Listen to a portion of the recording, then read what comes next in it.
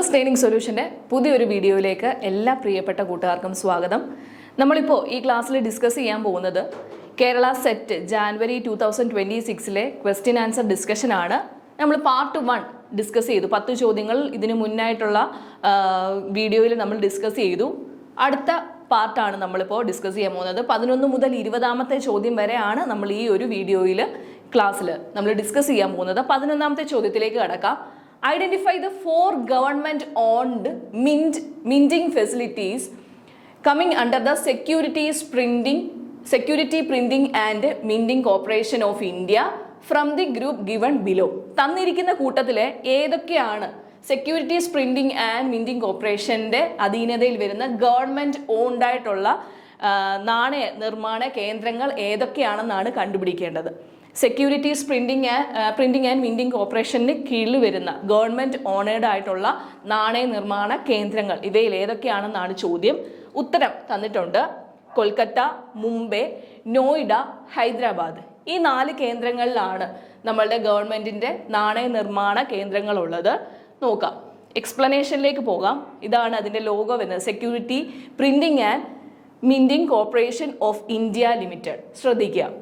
Okay, the 4 India government mints 4 കേന്ദ്രങ്ങളാണുള്ളത്. അത് ഏതൊക്കെയാണെന്ന് നോക്കാം. മുംബൈ മിന്റ് 1829 1879 ആ ഒരു കേന്ദ്രം ആരംഭിച്ചത്. മുംബൈ മിന്റ് ആരംഭിച്ചത്. One of the oldest mines in the India produced commemorative coins. Commemorative coins എന്ന് പറഞ്ഞാൽ ആളുകളുടെ മെമ്മറീസ് ഉള്ളത്. ശ്രീനാരായണ ഗുരുവിൻ്റെ ചിത്രം ആലേഖനം ചെയ്തിട്ടുള്ള കോയിൻസ് ഒക്കെ നമ്മൾ കണ്ടിട്ടുണ്ട് അല്ലേ. അതേപോലെ മഹത്തായ വ്യക്തികളെ ആദരിക്കുന്നതിന് വേണ്ടിയിട്ടുള്ള കോയിൻസുകളൊക്കെ പ്രൊഡ്യൂസ് ചെയ്യുന്ന ഒരു കേന്ദ്രമാണ് മുംബൈ മൈൻസ് എന്ന് പറയുന്നത്. ഓക്കെ, രണ്ടാമത്തതെന്ന് പറയുന്നത് കൊൽക്കത്ത മൈൻഡ് ആണ്. Established in 1757. Current Alipore unit open in 1952. 1757 establish ചെയ്തു. ഇപ്പോൾ ആലിപ്പൂർ എന്ന സ്ഥലത്താണ്, കൊൽക്കത്തയിലെ അലിപ്പൂർ എന്ന സ്ഥലത്താണ് 1952 വീണ്ടും ഒരു യൂണിറ്റ് ഓപ്പൺ ചെയ്തു. അടുത്തതായിട്ടുള്ളത് ഹൈദരാബാദ് ആണ്. Hyderabad 1903 established by the Nizam രാജാവിൻ്റെ ആ ഒരു കാലഘട്ടത്താണ് ആ ഒരു കേന്ദ്രം ആരംഭിച്ചത്. പിന്നീടുള്ളത് നോയിഡയിലാണ്. Okay, first post independence mint setup to meet rising coin demand കൂടി വന്ന സാഹചര്യത്തിൽ വീണ്ടും ഏറ്റവും ലേറ്റസ്റ്റ് ആയിട്ട് ഓപ്പൺ ചെയ്തതാണ് നോയിഡ മൈൻഡ് എന്ന് പറയുന്നത്. ഓക്കെ, ശ്രദ്ധിക്കുക, 4 ഗവൺമെന്റ് ഓണേഡ് ആയിട്ടുള്ള നാണയ നിർമ്മാണ കേന്ദ്രങ്ങൾ ഉള്ളത്. 12ാമത്തെ ചോദ്യത്തിലേക്ക് കടക്കാം. GSAT-7R telecommunication satellite which was launched from India in November 2025 was primarily meant for the service of GSAT-7R എന്ന ടെലികമ്മ്യൂണിക്കേഷൻ സാറ്റലൈറ്റ് ഇന്ത്യയിൽ നിന്നും 2025 നവംബറിൽ വിക്ഷേപണം ചെയ്യുകയുണ്ടായി. അത് ഏത് ആളുകളുടെ, ഈ കൂട്ടത്തിലെ ഏത് ആളുകളുടെ സേവനത്തിന് വേണ്ടിയിട്ടാണ് ആ ഒരു സാറ്റലൈറ്റ് നമ്മൾ വിക്ഷേപിച്ചത് എന്നുള്ളതാണ് ചോദ്യം. GSAT-7R ടെലികമ്മ്യൂണിക്കേഷൻ സാറ്റലൈറ്റ് ആർക്ക് വേണ്ടിയായിരുന്നു? ഇന്ത്യൻ നേവിക്ക് വേണ്ടിയിട്ടാണ് ആ ഒരു സാറ്റലൈറ്റ് നമ്മൾ വിക്ഷേപിച്ചത്.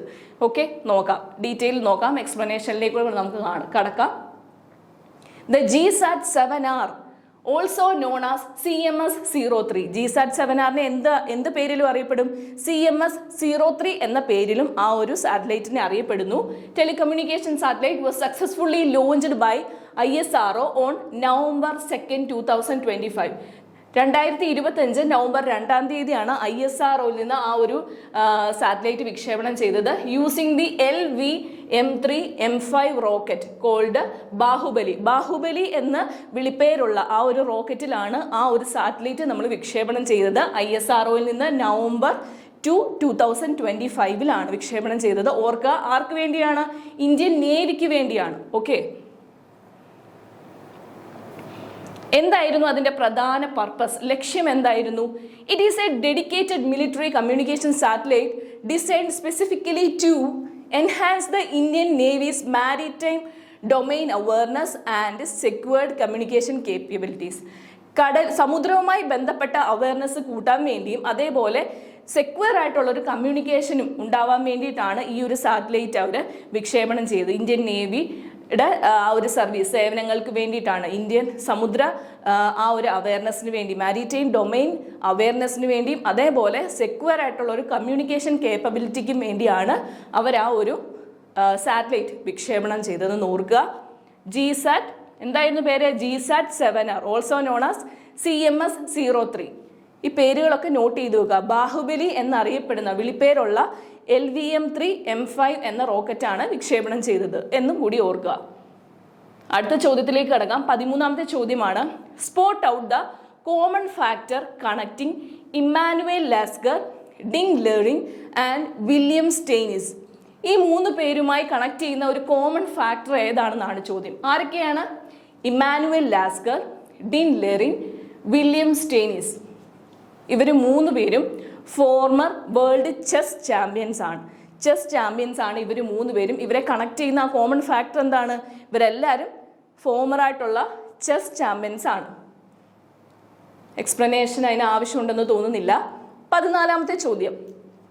Muhammad Yunus, Geoffrey Hawtin, Verghese Kurien, Rattan Lal and Sanjay Rajaram are the recipient of which of the following world famous award?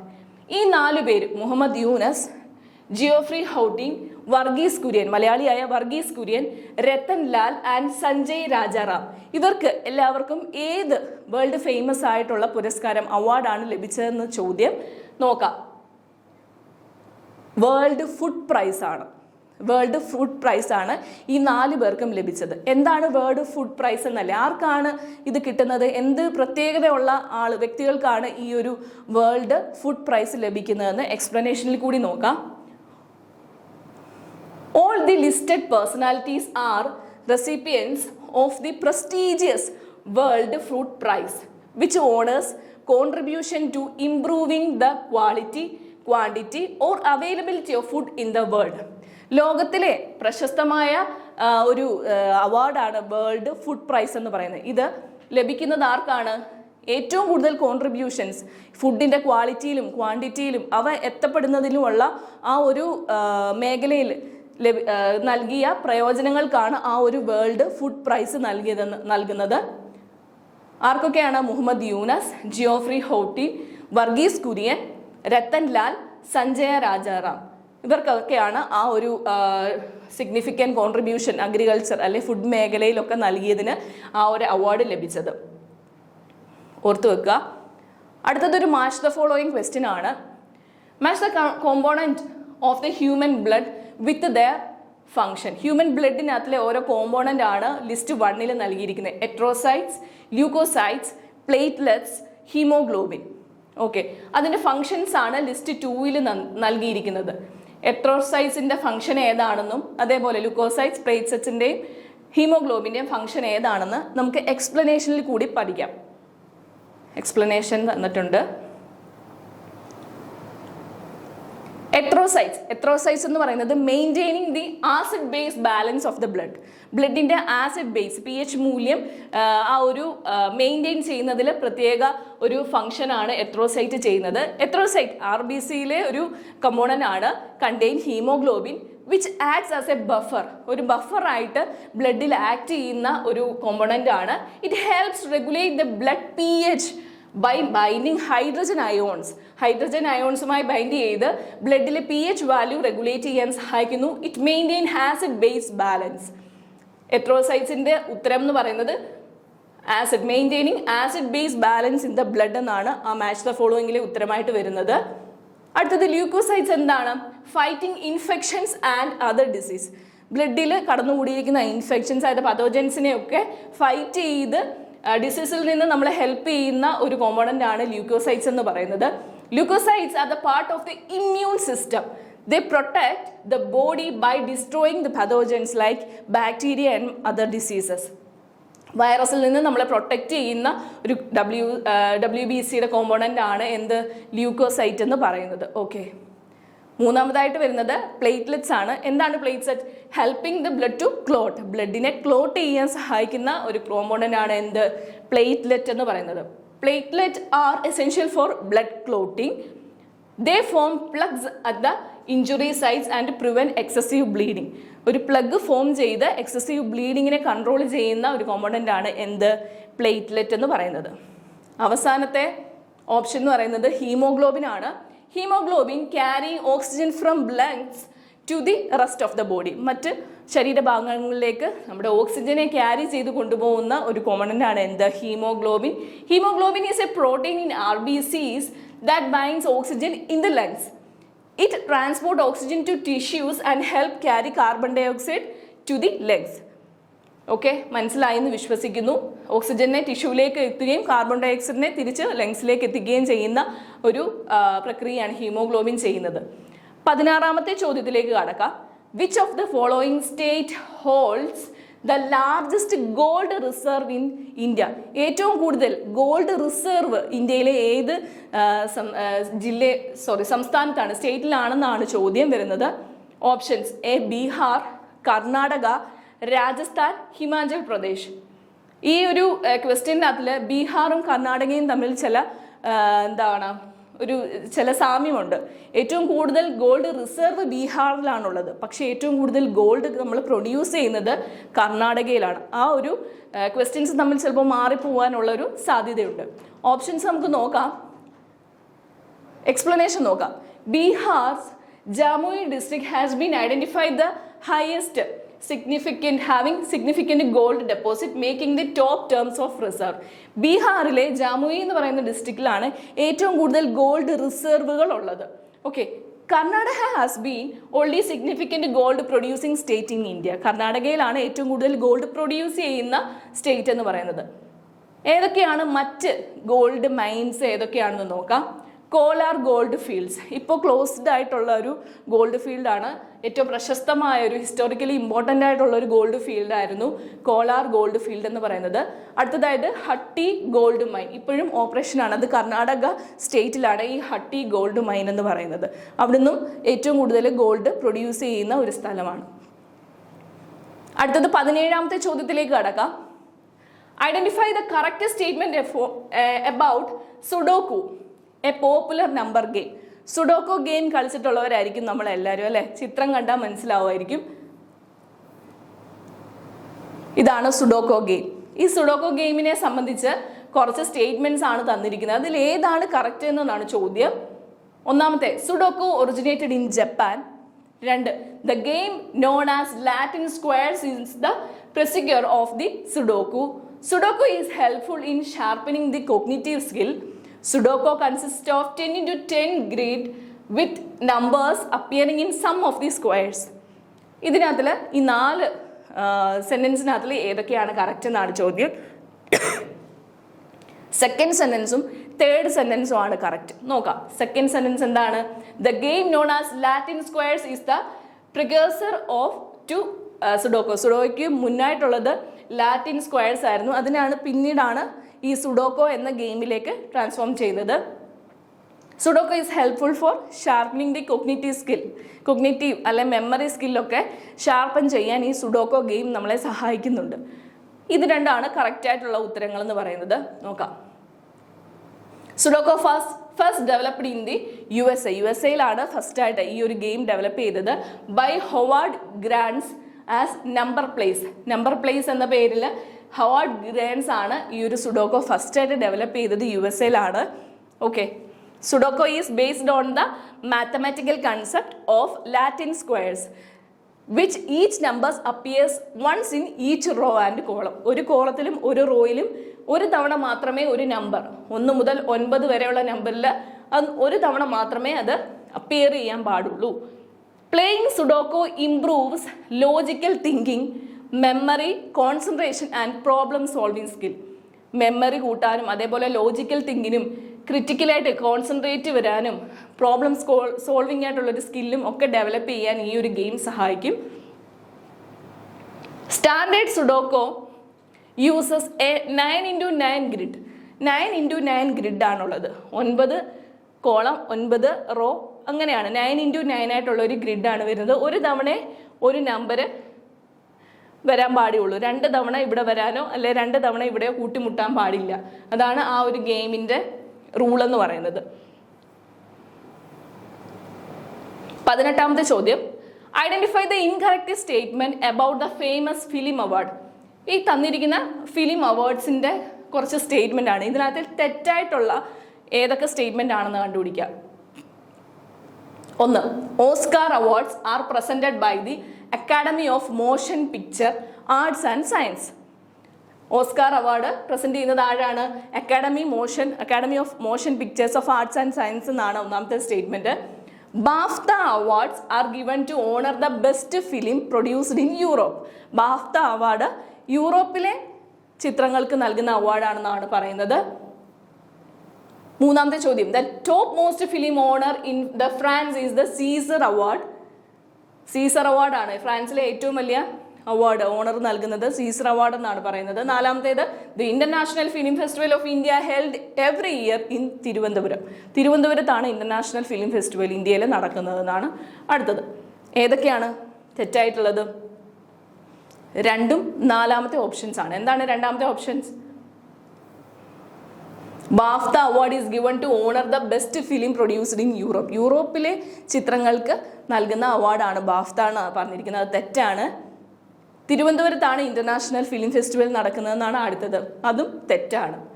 Okay, എക്സ്പ്ലനേഷനിലേക്ക് കിടക്കാം. Oscar award are presented by Academy of Motion Pictures Arts and Science. അത് ശരിയായുള്ള ഒരു ഓപ്ഷനാണ്. ഓസ്കാർ അവാർഡ് നൽകുന്നത് Academy of Motion Pictures Arts and Science ആണ്. BAFTA award given to honour the best film produced in Europe എന്നാണ് പറഞ്ഞത്. അത് തെറ്റാണ്. The British Academy of Film and Television Arts gives BAFTA award. British Academy of Film and Television Arts ആണ് BAFTA award നൽകുന്നത്. They owner both British and international film. യൂറോപ്പിലെ films മാത്രമല്ല, British അല്ലെങ്കിൽ international films എല്ലാം അവിടെ ബാധകമാണ്, honour ചെയ്യാറുണ്ട്.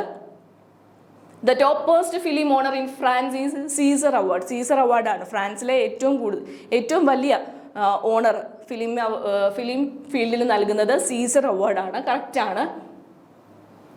4ാമത്തേത് തെറ്റായുള്ളൊരു statement ആയിരുന്നു. The international Film Festival of India is held every year in Thiruvananthapuram. അത് തെറ്റായിട്ടുള്ളൊരു സെന്റൻസ് ആണ്. എവിടെയാണ് നൽകുന്നത്? ഗോവയിലാണ്. എല്ലാ വർഷവും ഇന്റർനാഷണൽ ഫിലിം ഫെസ്റ്റിവൽ നടക്കുന്നത് എവിടെയാണ്? ഗോവയിലാണ്. അടുത്തതൊരു അസർഷൻ റീസൺ ക്വസ്റ്റ്യൻ ആണ്. Assertion, the Ajanta caves are primarily known as for their magnificent sculpture and intricate stone carvings. Reason, the Ajanta caves were built during the Gupta period, illustrating Jataka tales and episodes from the life of Buddha. ഒന്നാമത് പറഞ്ഞിരിക്കുന്നത് അജന്ത കേവ്സിൽ ഏറ്റവും കൂടുതൽ പ്രസിദ്ധമാവുന്നത് അവിടുത്തെ ശില്പങ്ങളുമായി ബന്ധപ്പെട്ടാണ്. കല്ലിൽ കൊത്തിവെച്ചിരിക്കുന്ന ശില്പങ്ങളുമായി ബന്ധപ്പെട്ടെന്നാണ് assertion പറയുന്നത്.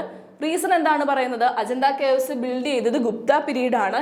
ജാതക ടെയിലുകളും അതേപോലെ ബുദ്ധന്റെ ലൈഫിലെ ഹിസ്റ്ററീസും ഒക്കെയാണ് അവിടെ ഉള്ളതെന്നുമാണ് റീസൺ ആയിട്ട് പറഞ്ഞിരിക്കുന്നത്. ഉത്തരം എ ഫോൾസ് ആണ്.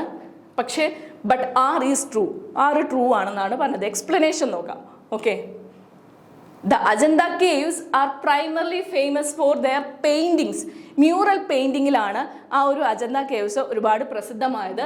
അല്ലാതെ സ്കൾപ്ചേഴ്സിലല്ല, അല്ലെങ്കിൽ സ്റ്റോൺ കാർവിങ്സിലും അല്ല, കല്ലിൽ കൊത്തിവെച്ചിരിക്കുന്ന ശില്പങ്ങളിലല്ല അത് പ്രസിദ്ധമായിരിക്കുന്നത്. അവിടെ വരച്ചു വെച്ചിരിക്കുന്ന മ്യൂറൽ ചിത്രങ്ങളിലാണ്. These paintings depict Buddhist themes were exceptional artistry. ബുദ്ധമതവുമായി ബന്ധപ്പെട്ട ചിത്രങ്ങളും ഒക്കെയാണ് അവിടെ വരച്ചു വെച്ചിരിക്കുന്നത്. The Ajanta caves are developed mainly during the Gupta period along with the earlier Satvahana phases. They beautifully illustrate Jataka tales and episodes from the life of Gautama Buddha. ബുദ്ധന്റെ ലൈഫിന്റെ ആ ഒരു എപ്പിസോഡുകളും അതേപോലെ ജാതക ടെയിൽസുമാണ് അവിടെ മ്യൂറലായിട്ട് പെയിന്റ് ചെയ്ത് വെച്ചിരിക്കുന്നത്. 20ാമത്തെ ചോദ്യത്തിലേക്ക് കടക്കാം.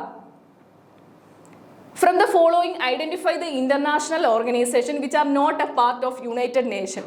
United Nation ഐക്യരാഷ്ട്ര സഭയുമായി ബന്ധമില്ലാത്ത ഏതൊക്കെ ഓർഗനൈസേഷൻസ് ആണ് ഈ തന്നിരിക്കുന്നതിലുള്ളതെന്നാണ് ചോദിക്കുന്നത്.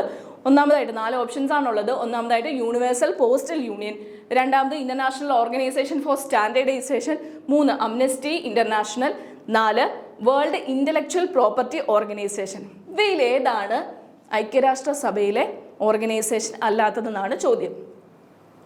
ആൻസറിലേക്ക് കടക്കാം. 2 and 3 ആണ്. ഇന്റർനാഷണൽ ഓർഗനൈസേഷൻ ഫോർ സ്റ്റാൻഡേർഡൈസേഷനും ആംനസ്റ്റി ഇന്റർനാഷണലും ഐക്യരാഷ്ട്രസഭയിലെ ഓർഗനൈസേഷൻ അല്ല. നോക്കാം. യൂണിവേഴ്സൽ പോസ്റ്റൽ യൂണിയൻ, അത് UN-ന്റെ ഒരു പാർട്ടാണ്. It's a specialised agency for United Nation, hence is a part of UN system. UN സിസ്റ്റത്തിനകത്തിൽ ഉൾപ്പെടുന്നതാണ് universal postal union. 2, international organisation for standardisation, ഇത് ഐക്യരാഷ്ട്രസഭയുടെ ഒരു ഓർഗനൈസേഷൻ അല്ല. ISO is an independent non governmental international organization. It's not a UN body. Amnesty ഇന്റർനാഷണലും UN-ന്റെ പാർട്ടല്ല. It's a non governmental organisation focused for human റൈറ്റ്സുമായി ബന്ധപ്പെട്ട ഒരു ഓർഗനൈസേഷനാണ്. It's operates independently for UN. 4, World Intellectual Property Organization, ഇത് UN-ന്റെ ഒരു പാർട്ടാണ്. WIPO, World Intellectual Property Organization, specialised agency of the United Nations. അപ്പോൾ നമ്മളിപ്പോൾ 10 ചോദ്യങ്ങളാണ് കഴിഞ്ഞത്. പാർട്ട് 2 ആണ്. 2026 ജനുവരിയിലെ സെറ്റിൻ്റെ പാർട്ട് 2 ക്വസ്റ്റ്യൻസ് ആണ്. നമ്മൾ 10 ചോദ്യങ്ങളാണ് ഇപ്പോൾ ഇവിടെ ഡിസ്കസ് ചെയ്തത്. അടുത്ത പാർട്ടുമായി നമുക്ക് അടുത്ത ക്ലാസ്സിൽ കാണാം. Okay, by.